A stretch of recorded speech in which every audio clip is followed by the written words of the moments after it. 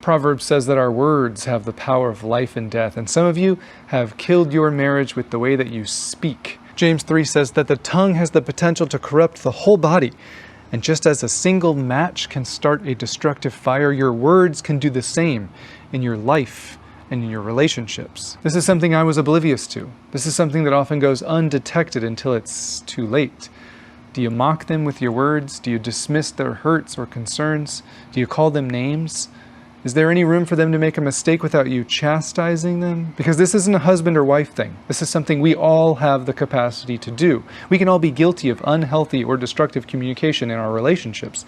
It's not always violent or loud. Sometimes the most hurtful things are said in silence or with a whisper. Listen, I don't know if that's true, but it sounded good, so we're gonna roll with it. And this isn't about being perfect. We all make mistakes, but if you are consistently, unapologetically talking down to them, disrespecting them, having a contemptuous tone towards them, if you think you're better than them, if you're critical of them far more than you appreciate them, if your words create an environment of stress instead of peace, you're killing the marriage. You might have intentions to have connection or friendship or passion with this person.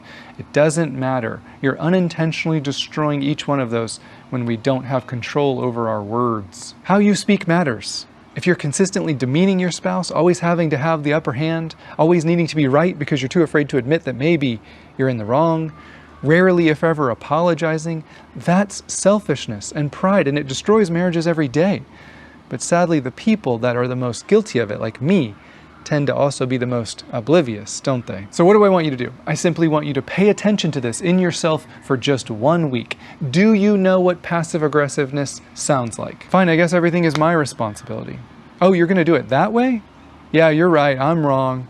I guess it was just too much for me to ask. Hey, I was just kidding around. Why can't you take a joke? You're so sensitive. Can you hear it in yourself? Because I couldn't. I was deaf to the ways that I was passive-aggressive or blaming or shaming or critical or rude or disrespectful. I didn't know what I didn't know. And some of you are just following the same patterns of communication you saw your parents speak when you grew up.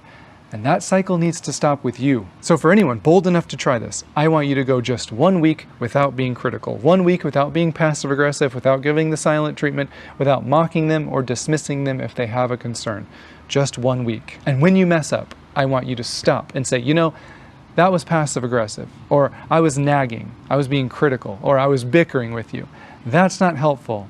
That was wrong, and I'm sorry. But it's not enough to simply remove destructive communication. We need to replace it with something healthy. So for this week, every day, tell your phone to set a reminder for noon, or whatever time you decide, and I want you to send your spouse or significant other a random text of something they do that you appreciate. Doesn't need to be long unless you want it to be.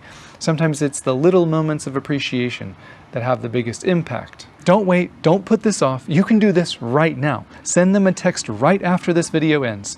And if you already know what you're gonna say and you're comfortable sharing it with us, I would ask for you to share in the comments, because sometimes other people struggle with coming up with things to say and they could use some of your examples to form their own words. And then before bed or whenever you're together next, for 10 seconds, I want you to grab her hand, grab his hand, look them right in the eye. Eye contact is critical here.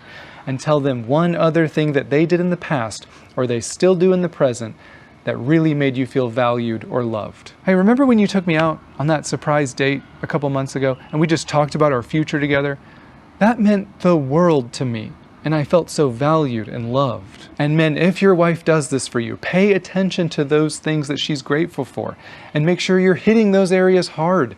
This is like a cheat sheet for a test. She's giving you the answers. All you have to do is do it.